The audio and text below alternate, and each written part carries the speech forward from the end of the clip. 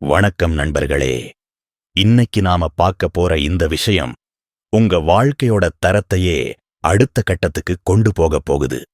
நாம எல்லாருமே ஏதோ ஒரு காலத்துல யாரோ ஒருத்தர் கூப்பிடுறாங்கன்னு ஆசைப்பட்டு ஒரு இடத்துக்கு போயிருப்போம். ஆனா அங்கே போனதுக்கு அப்புறம்தான் தெரியும், இங்க வந்ததே தப்பு. இவனுங்க முன்னாடி நாம வந்து நின்னதே நமக்கு அவமானம் அப்படின்னு ஒரு கட்டத்துல தோணும். அந்த வலி இருக்கே, அது ரொம்ப கொடுமையானது. நாம ஏன் மத்தவங்க முன்னாடி மலிவா போயிடணும்? நம்மளோட சுயமரியாதைங்கிறது நாம கஷ்டப்பட்டு சம்பாதிச்ச சொத்து. அதை ஒரு நிமிஷத்துல யாரோ ஒருத்தருக்காக அடகு வைக்கலாமா? இதை பத்திதான் மாபெரும் அறிஞர் சாணக்கியர் ரொம்ப தெளிவா சொல்லியிருக்கிறாரு. அழைத்தாலும் போகாதே, அவமானம் நிச்சயம் அப்படின்னு அவர் ஒரு 6 இடங்களை அடையாளப்படுத்துறாரு. இந்த வீடியோவை முழுசா பாருங்க. ஏன்னா இதுல சொல்லப்போற ஒவ்வொரு விஷயமும் உங்க வாழ்க்கையில என்னைக்காவது ஒரு நாள் நடந்திருக்கும், இல்ல நடக்கப் போற ஒரு விஷயமா இருக்கும். இதுல நான் சொல்லப்போற சில விஷயங்கள் நீங்க எதிர்பார்க்காததா இருக்கும். ஆனா அதுதான் நிஜம். முதல்ல நாம பார்க்க போறது உங்களை மதிக்காதவங்க கூப்பிடுற இடம். இது கேட்க ரொம்ப சாதாரணமா இருக்கலாம். ஆனா இதுக்குள்ள ஒரு பெரிய உளவியல் ஒளிஞ்சிருக்கு. சில பேர் இருப்பாங்க, அவங்க கிட்ட பணம் இருக்கலாம், பதவி இருக்கலாம். அவங்க உங்களை ஒரு பெயருக்காக கூப்பிடுவாங்க. என்னப்பா ஒரு விசேஷம், வந்துட்டு போங்க அப்படின்னு சொல்லுவாங்க. ஆனா அங்கே நீங்க போனதுக்கு அப்புறம்தான் தெரியும், அவங்க உங்களை ஒரு மனுஷனாவே மதிக்க மாட்டாங்க. மத்தவங்களுக்கு முன்னாடி உங்களை காட்டிக்கிறதுக்காகவோ இல்ல, உங்களை ஒரு கருவியா பயன்படுத்தவோ தான் கூப்பிட்டிருப்பாங்க. அங்கே போனதும் உங்களை யாரும் கண்டுக்க மாட்டாங்க.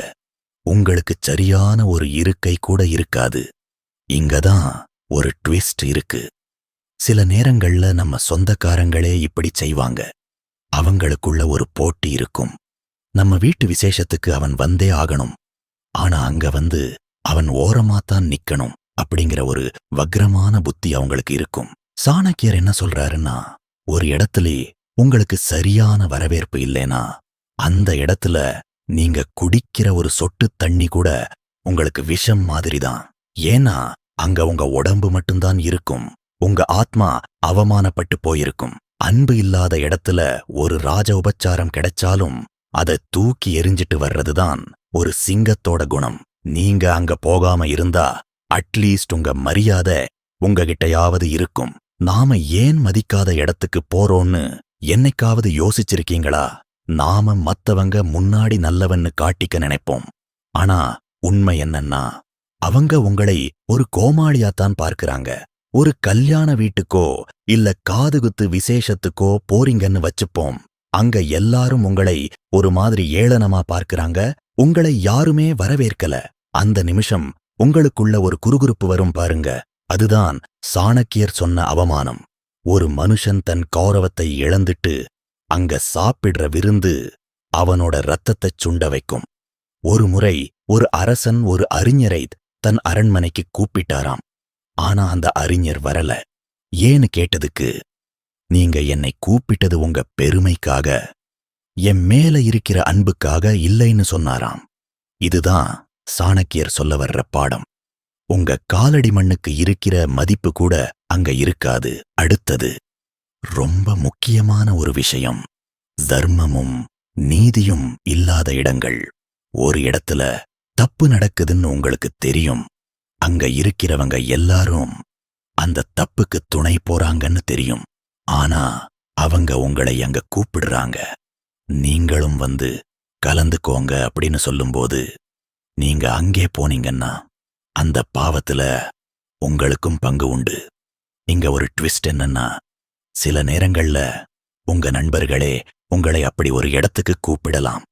வா மச்சான், சும்மா வேடிக்கை மட்டும் பார்ப்போம் அப்படின்னு சொல்லுவாங்க. ஆனா அங்க நடக்கிற சட்டவிரோத காரியங்களோ இல்ல தர்மத்துக்கு மாறான விஷயங்களோ உங்களை சிக்கல்ல மாட்டிவிடும். சாணக்கியர் இதனாலதான் எச்சரிக்கிறாரு, தர்மம் இல்லாத இடத்துல ஒரு அறிவுள்ள மனிதன் இருக்கவே கூடாது. அங்க போனீங்கன்னா உங்க பேருக்கும் புகழுக்கும் களங்கம் வர்றது நிச்சயம். ஒரு மனுஷன்தான் யாரு கூட சேர்றான் அப்படிங்கிறதை வச்சுதான் அவனோட குணத்தை சமூகம் மதிப்பிடும். நீங்க அங்க வேடிக்கை பார்க்க போயிருந்தாலும் உலகம் உங்களையும் அவங்கள ஒருத்தராதான் பார்க்கும். இது எவ்வளவு பெரிய ஆபத்துன்னு புரியுதா? இப்போ ஒரு சூதாட்டம் நடக்கிற இடமோ இல்ல மது அருந்துற இடமோ இருக்குன்னு வச்சுப்போம். அங்க உங்கள ஒரு நண்பன் கூப்பிடுறான். நான் குடிக்க மாட்டேன், சும்மா கம்பெனி கொடுக்கறேன்னு நீங்க போவீங்க. அங்க ஏதோ ஒரு சண்டை வருது, போலீஸ் வருதுன்னு வச்சுக்கோங்க. நீங்க அங்க இருந்ததே ஒரு குற்றம்தான். உங்க நியாயத்தை யாருமே கேட்க மாட்டாங்க. சாணக்கியர் சொல்றாரு, ஒரு தீ எரியுற இடத்துக்கு பக்கத்துல போனாலே அதோட வெப்பம் உங்களை சுடும். அது மாதிரிதான் அநீதி நடக்கிற இடமும். அங்க நீங்க போனாலே உங்க புண்ணியமெல்லாம் கரைஞ்சு போயிடும். இதனாலதான் பெரியவங்க சொல்லுவாங்க, கெட்டவங்க கூட சேராதேன்னு. ஆனா நாம என்ன நினைக்கிறோம்? நாம தான் நல்லவனா இருக்கோமே அப்படின்னு. ஆனா சாணக்கிய நீதியோட ட்விஸ்ட் என்னன்னா, நீங்க நல்லவனா இருக்கிறது மட்டும் முக்கியமில்ல, நீங்க நிக்கிற இடமும் நல்ல இடமா இருக்கணும். அதுதான் உங்க பாதுகாப்பு. மூணாவதா ஒரு இடம் இருக்கு. இதுதான் இன்னைக்கு நிறைய பேரோட நிம்மதிய கெடுக்குது. உங்க மேல பொறாமை கொண்டவங்க உங்களை கூப்பிடுற இடம். இது ரொம்ப ஆபத்தானது. இவங்க உங்களை எதுக்காக கூப்பிடுவாங்க தெரியுமா? நீங்க எவ்வளவு கஷ்டப்படுறீங்கன்னு பார்த்து ரசிக்கிறதுக்காகவோ இல்ல அவங்க எவ்வளவு மேல இருக்காங்கன்னு காட்டி உங்களை சின்னதாக்கவோ தான் கூப்பிடுவாங்க. நீங்க அங்க போனதும் அவங்க ரொம்ப பெருமையா பேசி உங்கள ஒரு மட்டமான நிலைக்கு தள்ளுவாங்க. அடப்பாவீங்களா, இதுக்குத்தான் கூப்பிட்டீங்களா அப்படின்னு நீங்க நினைக்கிற மாதிரி சூழலை உருவாக்குவாங்க. சாணக்கிய நீதிப்படி பொறாமைக்காரன் ஒருபோதும் உங்களுக்கு நல்லது நினைக்க மாட்டான். அவனோட அழைப்பு ஒரு வலை மாதிரி. அதுல போய் விழுந்தீங்கன்னா அவமானம்தான் மிஞ்சும். இங்க ஒரு யதார்த்தமான உண்மை என்னன்னா, பொறாமைக்காரன் உங்க முகத்துக்கு முன்னாடி புகழுவான், ஆனா முதுகுக்கு பின்னாடி உங்களை பத்தி தப்பா பேசுவான். அப்படிப்பட்டவன் வீட்டுக்கு நீங்க போறது உங்க தலையில நீங்களே மண்ணை அள்ளி போட்டுக்கிறதுக்கு சமம். இந்த உலகத்துல உங்க வளர்ச்சிய பார்த்து சந்தோஷப்படுறவங்க ரொம்ப கம்மி. ஆனா நீங்க கீழே விழுறதை பார்த்து பல்லு இழிக்கிறவங்க நிறைய பேர். ஒரு பொறாமைக்காரன் உங்களை கூப்பிடுறான்னா அங்க ஏதோ ஒரு சூழ்ச்சி இருக்குன்னு அர்த்தம். அவன் தன் வீட்டு விசேஷத்துக்கு உங்களை கூப்பிட்டு அவனோட புதுக்காரையோ இல்ல புது வீட்டையோ காட்டி உங்களை மட்டம் தட்டுவான். நீ இன்னும் அதே பழைய வண்டியில தான் வர்றியா அப்படின்னு அவன் கேட்கும்போது உங்க மனசுல ஒரு வலி வரும் பாருங்க. அதுதான் அவனுக்கு வேணும். இதுக்கு ஏன் நாம இடம் கொடுக்கணும்? அவன்கிட்ட இருந்து வர்ற அழைப்பை ஒரு புன்னகையோட தவிர்த்துடுங்க. எனக்கு வேலை இருக்குன்னு சொல்லிட்டு உங்க வேலைய பாருங்க. அதுதான் அவனுக்கு நீங்க கொடுக்கிற மிகப்பெரிய அடி. பொறாமைக்காரங்கிட்ட நீங்க போய் நிக்கிறது நெருப்புக்கு நெய் ஊத்துற மாதிரி. அவனோட பொறாமை இன்னமும் அதிகமாகும். அது உங்களைத்தான் பாதிக்கும். நாலாவதா ஒரு விஷயம் சொல்றேன். இது கொஞ்சம் கசப்பா இருக்கலாம், ஆனா இதுதான் நிஜம். நம்மளோட பொருளாதார நிலைக்கும் தகுதிக்கும் சம்பந்தமே இல்லாத ஒரு இடத்துக்கு நாம போகும்போது அங்க அவமானம் வர்றதுக்கு வாய்ப்பு அதிகம். உதாரணத்துக்கு, ரொம்ப வசதியானவங்க ஒரு இடத்துல கூடியிருக்கிறாங்க. அங்க உங்களை ஒரு பெயருக்காக கூப்பிட்டிருக்கிறாங்கன்னு வச்சுப்போம். அங்க அவங்க பேசுற பேச்சும் அவங்க செய்யற செலவுகளும் உங்களுக்கு அந்நியமா இருக்கும். நீங்க அங்க ஒட்டாம தனிச்சு நிப்பீங்க. சில பேர் உங்களை ஏளனமா பார்ப்பாங்க. அங்க உங்களுக்கு பேசுறதுக்கு கூட ஒரு ஆள் இருக்காது.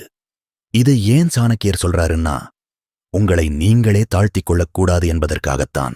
நம்ம தகுதிக்கு ஏத்த இடத்துல நாம ராஜாவா இருக்கலாம், ஆனா சம்பந்தமில்லாத இடத்துல நாம ஒரு வேலையாள் மாதிரிதான் மதிக்கப்படுவோம். இங்கதான் ஒரு ட்விஸ்ட் இருக்கு. சில பேர் நாமளும் பெரிய ஆளுங்க கூட சுத்துறோம்னு காட்டிக்கிறதுக்காக அங்க போவாங்க. ஆனா உண்மையில அங்க அவங்க ஒரு கோமாளி மாதிரிதான் நடத்தப்படுவாங்க. உங்க சுயமரியாதைய விட அந்த பெரிய ஆளுங்க சகவாசம் முக்கியம் கிடையாது. யோசிச்சு பாருங்க. ஒரு நாய் சிங்கத்தோட குகையில போய் படுத்துக்கலாம், ஆனா அது சிங்கம் ஆக முடியாது. அது மாதிரிதான் நீங்க பெரிய இடத்துக்கு போறதுனால நீங்க பெரிய ஆளாகிட மாட்டீங்க. அங்க இருக்கிறவங்க உங்களை ஒரு பொருட்டா கூட மதிக்க மாட்டாங்க. ஒரு விருந்துக்கு போறீங்க, அங்க எல்லாரும் விலை உயர்ந்த கார்ல வர்றாங்க, நீங்க ஒரு சாதாரண வண்டியில போறீங்க. அங்க இருக்கிற வாட்ச்மேன்ல இருந்து உள்ள இருக்கிறவங்க வரைக்கும் உங்கள ஒரு மாதிரி பார்ப்பாங்க. அந்த பார்வை உங்கள கொன்னுடும். சாணக்கியர் சொல்றாரு, உங்க நிலைக்கு ஏத்த மாதிரி நண்பர்களை வச்சுக்கோங்க. உங்க நிலைக்கு ஏத்த இடத்துக்கு போங்க. அதுக்காக நீங்க முன்னேறவே கூடாதுன்னு அவர் சொல்லல. நீங்க முன்னேறி அந்த தகுதியை அடைஞ்சதுக்கு அப்புறம் அங்க கெத்த போங்க. அப்போ அவங்களே உங்களுக்கு சிவப்பு கம்பளம் விரிப்பாங்க. அது வரைக்கும் உங்க சுயமரியாதைய காப்பத்துங்க. 5வது இடம், நன்றியற்றவங்க இருக்கிற இடம். நீங்க யாருக்காவது ஒரு காலத்துல பெரிய உதவி செஞ்சிருப்பீங்க. ஆனா அவங்க அதை மறந்துட்டு இப்போ ஏதோ ஒரு காரணத்துக்காக உங்களை அழைக்கிறாங்க. அங்க நீங்க போனீங்கன்னா உங்க பழைய உதவிகளை அவங்க கொச்சைப்படுத்துவாங்க. இங்க இருக்கிற ஒரு யதார்த்தமான உண்மை என்னன்னா, நன்றியற்ற மனுஷன் எப்பவுமே தன்னை உயர்த்திக்கிறதுக்காக உங்களை மட்டம் தட்டுவான். நீங்க அங்க போயிட்டு வந்ததுக்கு அப்புறம் ஏண்டா போனோம் அப்படின்னு வருத்தப்படுவீங்க. அவங்க கிட்ட இருந்து எந்த ஒரு நல்ல வார்த்தையும் வராது. உங்க காலத்தை அங்கே வீணாக்குறதை விட உங்களை நேசிக்கிறவங்க கூட நேரத்தை செலவிடலாம். நன்றியற்றவன் ஒரு காய்ந்த மரம் மாதிரி. அது நிழலும் தராது, கனியும் தராது. அதுல நீங்க தண்ணீர் ஊத்தி வளர்க்க நினைக்கிறது முட்டாள்தனம். அவங்க அழைப்பை தவிர்ப்பதுதான் உங்க புத்திசாலித்தனம். ஒரு பழமொழி உண்டு, செஞ்ச நன்றியை மறந்தவனுக்கு செத்தாலும் நரகத்துல கூட இடம் கிடைக்காதுன்னு. ஆனா அந்த மாதிரி ஆளுங்க இன்னைக்கு உலகத்துல அதிகம். நீங்க அவனுக்கு பண உதவி செஞ்சிருப்பீங்கல்ல, அவனுக்கு ஒரு வேலை வாங்கி கொடுத்திருப்பீங்க. இப்போ அவன் பெரிய ஆளா இருப்பான்.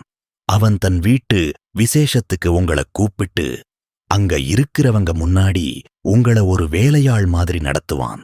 அன்னைக்கு நீ எனக்கு உதவி செஞ்ச, ஆனா அதுக்காக இப்போ நீ என்கிட்ட அதிகாரம் பண்ண முடியாதுன்னு அவன் சொல்லாம சொல்லுவான். அந்த இடத்துல நீங்க நிக்கிறது உங்களுக்கே அசிங்கம். சாணக்கியர் சொல்றாரு, நன்றியற்றவன் கிட்ட எதையும் எதிர்பார்க்காதே. அவனோட சகவாசமே வச்சுக்காதே. அவன் கூப்பிட்டாலும் போகாதே. ஏன்னா அவன் உங்களை ஒரு கருவியாதான் பார்ப்பான். உங்க மனசுக்கு தெரிஞ்சிருக்கும் அவன் யாருன்னு. அப்புறம் எதுக்கு அங்க போய் அவமானப்படணும்? கடைசியா 6வது இடம். இதுதான் மிக முக்கியமானது. எங்கெல்லாம் நிம்மதி இல்லையோ, எங்கெல்லாம் எப்பவும் சண்டையும் சச்சரவும் இருக்கோ, அந்த இடத்துக்கு அழைப்பு வந்தாலும் போகாதீங்க. சில பேரு சொல்லுவாங்க, வாங்க வந்து பஞ்சாயத்தை பண்ணுங்க அப்படின்னு. ஆனா அங்க இருக்கிறவங்க யாருமே நியாயத்தை கேக்குற நிலைமையில இருக்க மாட்டாங்க. அங்க நீங்க போறது உங்க அமைதிய கெடுக்கும். தேவையில்லாத விவாதங்கள்ல சிக்கி கடைசியில நீங்க தான் குற்றவாளி மாதிரி நிறுத்தப்படுவீங்க. சாணக்கியர் என்ன சொல்றாருன்னா, புத்திசாலிங்க சண்டை நடக்கிற இடத்துல இருக்க மாட்டாங்க. ஏன்னா அங்க அறிவுக்கு வேலை இருக்காது, வெறும் ஆத்திரத்துக்கு மட்டும்தான் வேலை இருக்கும். இங்க ஒரு ட்விஸ்ட் என்னன்னா, நீங்க சமாதானம் பண்ண போவீங்க, ஆனா 2 பக்கமும் சேர்ந்து உங்களை அடிப்பாங்க. இதுதான் இன்னைக்கு நடக்கிற யதார்த்தம். அதனால உங்க நிம்மதி முக்கியம்னு நினைச்சா இந்த மாதிரி இடங்களை தவிர்த்திடுங்க. ஒரு சண்டை நடக்கிற இடத்துல நீங்க போய் நியாயம் பேசுறீங்கன்னு வச்சுப்போம். அங்க இருக்கிற 2 பேருக்கும் கோபம் கண்ணை மறைக்கும். நீங்க என்ன சொன்னாலும் அவங்களுக்கு தப்பாதான் தெரியும். கடைசியில 2 பேரும் சமாதானம் ஆகிடுவாங்க. ஆனா நீங்க தான் கெட்டவன் ஆகிடுவீங்க. இது எவ்வளவோ பேரோட வாழ்க்கையில நடந்திருக்கு. சாணக்கியர் ரொம்ப தெளிவா சொல்றாரு, சண்டையில தலையிடாதே, அது உனக்கு தேவையில்லாத வினை. அழைப்பு வந்தாலும் அங்க போகாதே. ஏன்னா அந்த இடத்துல இருக்கிற எதிர்மறை ஆற்றல் உங்க நிம்மதிய 1 வாரம் கெடுத்துடும். தூக்கமில்லாத ராத்திரிகளை தரும். இது தேவையா? உங்க வீட்டுல நீங்க நிம்மதியா தூங்குறது அந்த அசிங்கமான பஞ்சாயத்துல கலந்துக்கிறதை விட 1000 மடங்கு மேல். நண்பர்களே, இப்போ நான் சொன்ன இந்த 6 இடங்களையும் கொஞ்சம் யோசிச்சு பாருங்க. உங்க வாழ்க்கையில இதுல ஏதாவது ஒரு இடத்துல நீங்க அவமானப்பட்டிருப்பீங்க. அந்த அனுபவம் உங்களுக்கு பெரிய பாடத்தை சொல்லிக் கொடுத்திருக்கும். சாணக்கியர் இதையெல்லாம் சும்மா சொல்லல. பல 1000 வருஷங்களுக்கு முன்னாடியே மனுஷனோட குணத்தை ஆராய்ஞ்சு சொல்லியிருக்கிறார். சுயமரியாதை அப்படிங்கிறது நாம மத்தவங்களுக்கு கொடுக்கிறது இல்ல, நமக்கே நாம கொடுத்துக்கிற ஒரு பரிசு. அதனால இனிமேல் யாராவது உங்களை அழைச்சா அந்த இடத்துல உங்களுக்கு மரியாதையும் அன்பும் கிடைக்குமான்னு ஒரு நிமிஷம் யோசிச்சுட்டு போங்க. நாம ஏன் இவ்வளவு தூரம் இதை பத்தி பேசுறோம்னா, ஒரு மனுஷன் தன் வாழ்க்கையில ஜெயிக்கிறதுக்கு தன்னம்பிக்கை ரொம்ப முக்கியம். அந்த தன்னம்பிக்கை எங்க இருந்து வரும்? நாம நம்மள மதிக்கிற இடத்துல இருக்கும்போதுதான் வரும். உங்களை அவமானப்படுத்துற இடத்துல நீங்க அடிக்கடி போயிட்டு இருந்தீங்கன்னா உங்களுக்கே உங்க மேல இருக்கிற மதிப்பு குறைஞ்சு போயிடும். நீங்க ஒரு சாதாரண ஆளா மாறிடுவீங்க. ஆனா நீங்க அப்படிப்பட்டவர் இல்லை. நீங்க ஒரு வைரம். அந்த வைரத்துக்கு மதிப்பு தெரியாதவங்க கிட்ட போய் நீங்க ஏன் நிக்கணும்? உங்களை செதுக்குறவங்க கிட்ட போங்க. உங்களை கொண்டாடுறவங்க கிட்ட போங்க. இன்னைக்கு சமூகம் எப்படி இருக்குன்னா, நீங்க எப்போ விழுவீங்கன்னு காத்துக்கிட்டு இருக்கு. அந்த நேரத்துல நீங்களே போய் அவங்க கிட்ட மாட்டிக்கலாமா? சாணக்கியர் ஒரு அரசனோட அமைச்சரா இருந்து பல சாம்ராஜ்யங்களை உருவாக்கினவர். அவருக்கு தெரியும் ஒரு மனுஷன் எப்போ பலவீனமா ஆவான்னு. அவமானம்தான் ஒரு மனுஷனை சீக்கிரம் பலவீனமாக்கும். அந்த அவமானம் வர்றதுக்கு முன்னாடியே தப்பிச்சுக்கோங்க. அதுதான் புத்திசாலித்தனம். இந்த தகவல்கள் உங்களுக்கு உண்மையிலேயே பயனுள்ளதா இருந்ததா? உங்க வாழ்க்கையில இந்த மாதிரி அழைப்பு வந்து நீங்க போனதுனால ஏதாவது கசப்பான அனுபவம் நடந்திருக்கா? அதை மறக்காம கீழே கமெண்ட்ல சொல்லுங்க. ஏன்னா நீங்க சொல்ற ஒரு விஷயம் மத்தவங்களுக்கு ஒரு பாடமா இருக்கலாம். நாம ஏன் இந்த விஷயங்களை இவ்வளவு விரிவா பார்க்கிறோம்னா, அறிவுள்ள மனுஷன் அடுத்தவன் படுற அவமானத்தை பார்த்தே கத்துப்பான். ஆனா முட்டாள்தான் அவமானப்பட்ட பின்னாடி கத்துக்குவான். நீங்க அந்த முட்டாளா இருக்கக்கூடாதுங்கிறதுதான் என்னோட நோக்கம். இப்போ உங்களுக்காக ஒரு கேள்வி. ஒரு இடத்துல உங்களுக்கு மரியாதை இல்லைன்னு தெரிஞ்சும் ஒரு முக்கியமான வேலைக்காக நீங்க அங்க போக வேண்டிய கட்டாயம் இருந்தா நீங்க என்ன பண்ணுவீங்க? அந்த தர்ம சங்கடமான சூழலை எப்படி கையாளுவீங்க? இதை பத்தியும் யோசிச்சு சொல்லுங்க. சாணக்கியர் இதற்கும் சில ரகசியங்களை சொல்லியிருக்கிறாரு. அதைப் பத்தி நான் உங்களுக்கு அடுத்ததா விளக்கட்டுமா? உங்க விருப்பத்தைச் சொன்னீங்கன்னா அடுத்த வீடியோவுல அதை இன்னும் சுவாரஸ்யமா பார்ப்போம். உங்க நேரத்தை இவ்வளவு தூரம் ஒதுக்கி இந்த வீடியோவை பார்த்ததுக்கு ரொம்ப நன்றி. உங்க மரியாதை உங்க கையில தான் இருக்கு. அதை யாருக்காகவும் விட்டு கொடுக்காதீங்க. வாழ்க்கையில முன்னேறணும்னு நினைக்கிற ஒவ்வொருத்தரும் இந்த சாணக்கிய நீதியை தன் மனசுல ஆழமா பதிய வச்சுக்கணும். இது வெறும் தத்துவம் இல்லை, இது ஒரு வாழ்வியல் ஆயுதம். இந்த ஆயுதத்தை எப்படி பயன்படுத்தணும்னு உங்களுக்கு தெரிஞ்சா இந்த உலகத்துல உங்களை யாராலையும் அசைக்க முடியாது. உங்களை மதிக்காதவங்க முன்னாடி நீங்க பெரிய ஆளா நிக்கும்போது அவங்களே ஒரு நாள் உங்க பின்னாடி வருவாங்க. அன்னைக்கு அவங்க உங்களை அழைக்கும்போது நீங்க போகாம இருக்கிறதுதான் உண்மையான வெற்றி. அந்த வெற்றியை நோக்கி பயணம் செய்வோம். அடுத்த வீடியோவுல இதைவிட ஒரு சுவாரஸ்யமான தகவலோட உங்களை சந்திக்கிறேன். நன்றி, வணக்கம்.